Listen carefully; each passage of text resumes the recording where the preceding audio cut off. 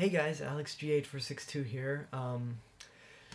Got a crap ton of new DVDs and Blu-rays, not just from Christmas, but stuff that I've been collecting throughout the few months since my last update, so I'm just gonna cut the bullshit and get to it. I'm gonna start out with the box sets that I got.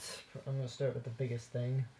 And by biggest, I mean not necessarily the one I was most excited about, but literally the biggest thing. Lord of the Rings extended editions on Blu-ray. Obviously, you've seen my review of The Hobbit, and Lord of the Rings films are masterpieces, but I have reservations about watching these movies because this movie, the extended cut, is 3 hours and 48 minutes long. That, I don't know. This is longer. This is 3 hours and 55 minutes long. This is 4 hours and 23 minutes. Good God. I have not read the books, but, I mean, surely it must still be great, the extended cuts. I mean, I love Lord of the Rings movies. I'm not dissing them, but, I mean, Jesus Christ, that's going to be a marathon. Luckily, they come with the set comes with digital copies, so I can bring the extended cuts with me up to Santa Cruz. Oh joy! I mean, I honestly can't wait to watch these movies, the extended cuts of these, but also dreading it. Okay, next box set we have is the Rambo collection on DVD. As I mentioned, First Blood is one of my favorite action movies.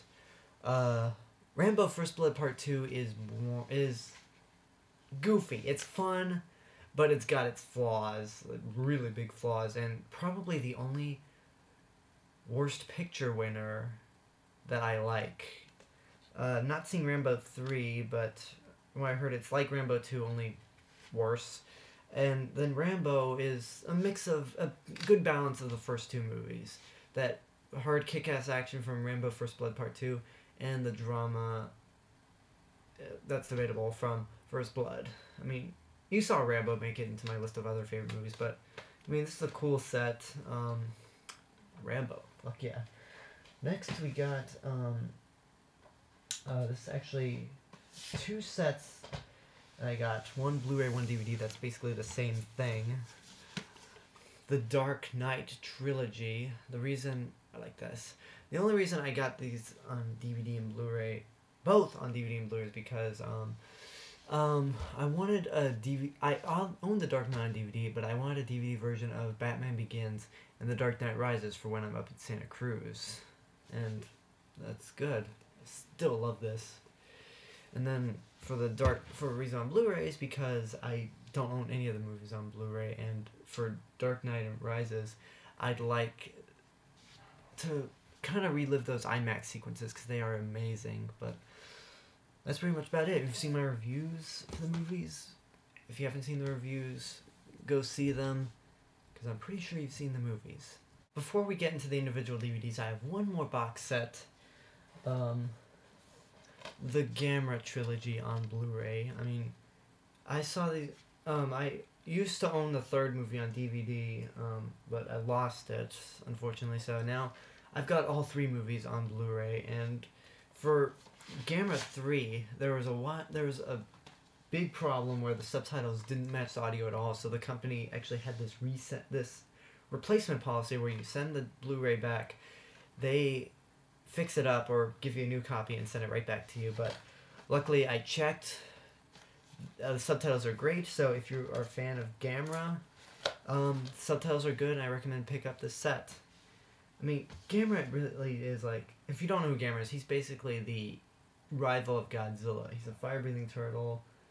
This is the best kaiju trilogy ever made, only because there really is no trilogy for Godzilla.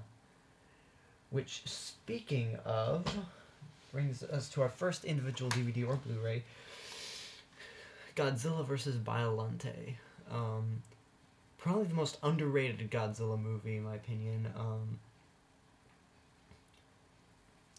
I haven't seen this movie in a while, but it's it looks really good on Blu-ray for being made so quickly and for being from 1989. Not the Blu-ray, the movie. It looks really good on Blu-ray, and yeah, just really, I don't know, this really a good movie, really underrated Godzilla movie. Not one of my favorite Godzilla movies, but pretty good. Okay, next up we got a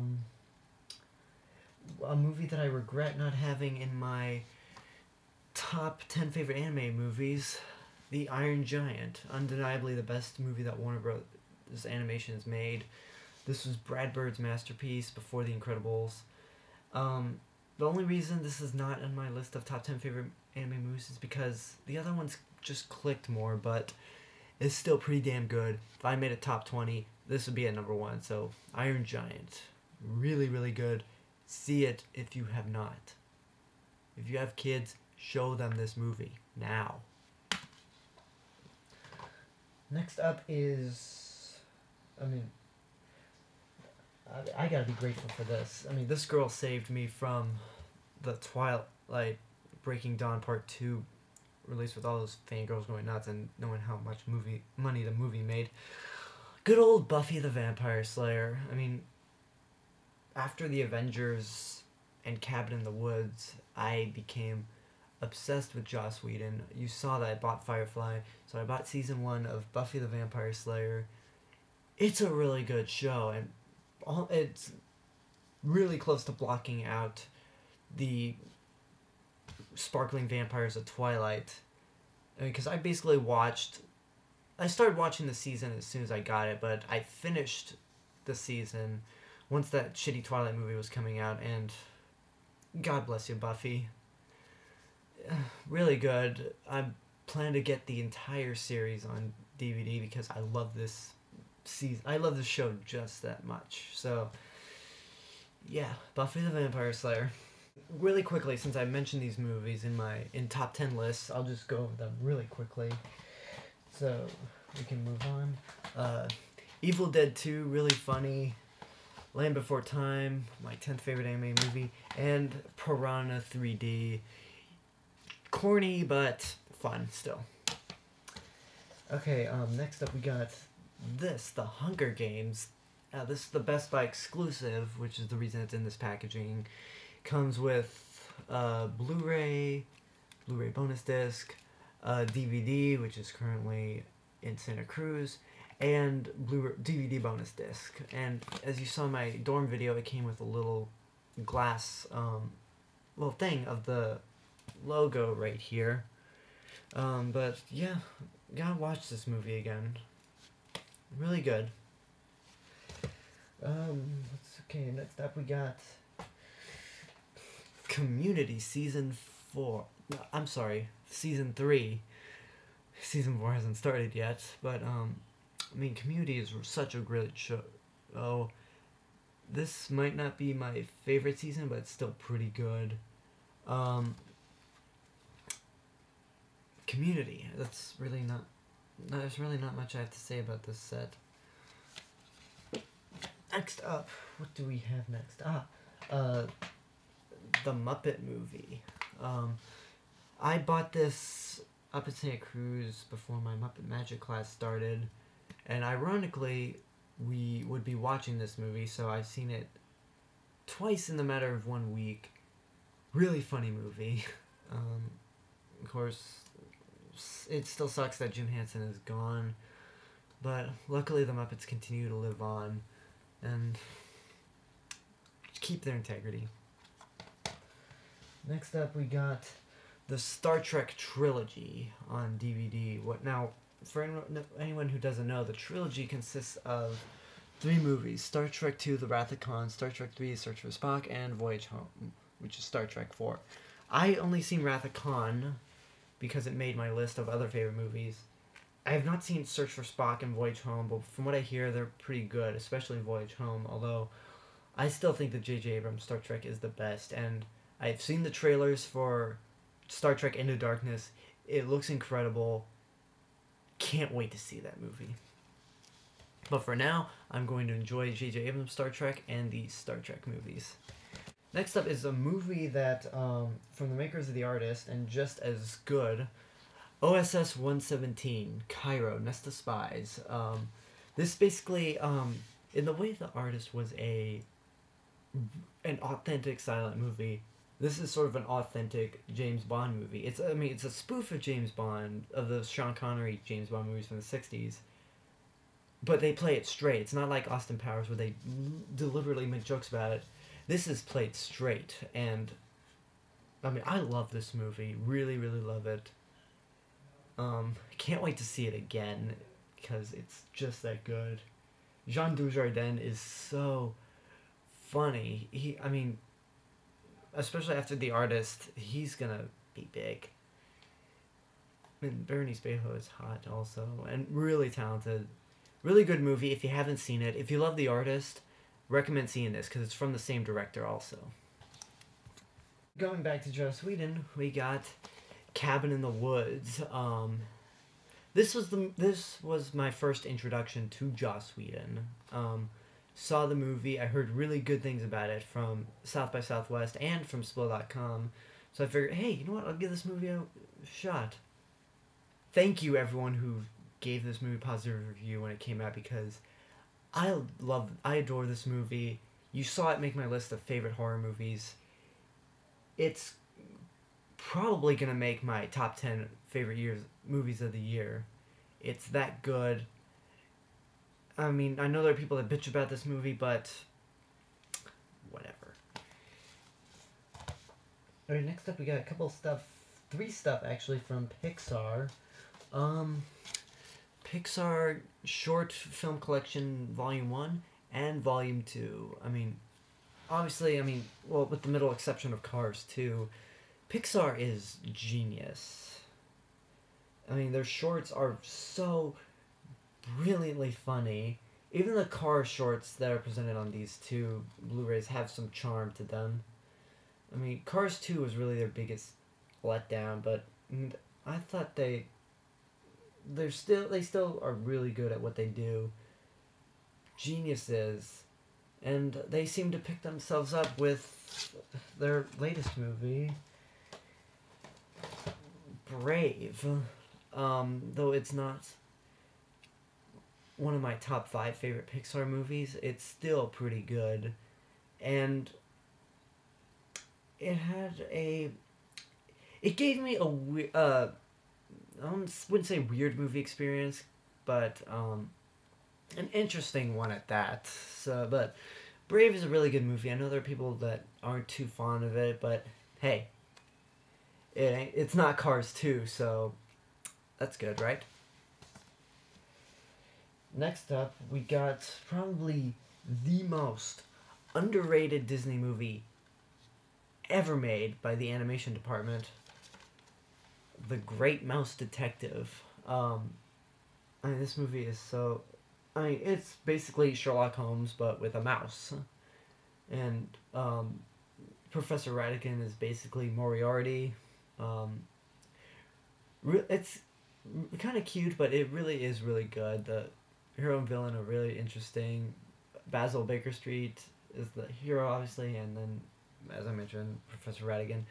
Really good movie. I honestly thought that this was a better Sherlock Holmes movie than Sherlock Holmes Game of Shadows. I don't blame anyone for liking that movie, but there was just nothing about that movie that I kind of liked. It was too confusing for me, but Great Mouse Detective, really good.